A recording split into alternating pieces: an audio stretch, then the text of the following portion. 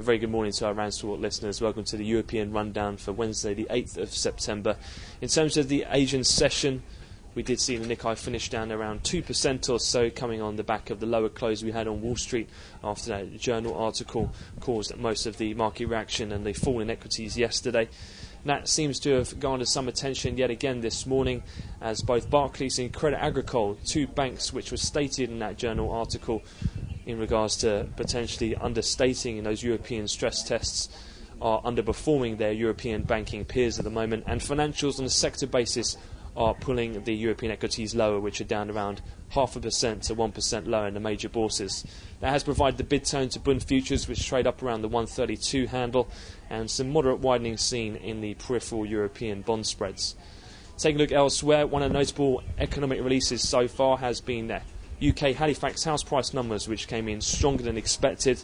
That allied to talk of Asian sovereign interest in the pound this morning, as well as an M&A deal with Vodafone looking to sell off their China Mobile stake for around £4 billion worth, has aided cable, which again, as mentioned, trades up around 100 pips so far on the session today. Also in FX, worth noting that Euro Swiss has continued its downward trend, and that now trades as well at record all-time lows. In terms of looking forward, though, to things to come, a few things out of the UK which could also direct the pound and see if we can add to those gains we've seen already. We'll see the industrial manufacturing production numbers. And from the US, we'll have the weekly NBA mortgage apps and the weekly ICSC and Redbook numbers this afternoon. We'll also have the Bank of Canada interest rate decision, where most analysts are expecting a minor hike today, around 25 basis points, to take rates to 1% in Canada. And then we'll also have the NISA GDP estimate for August for the UK. That'll be at 3 o'clock London time.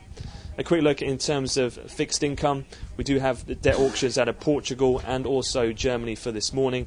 And then later on this evening from the US, the $21 billion in a 10-year note. That'll be at 6 o'clock London, so midday in Chicago.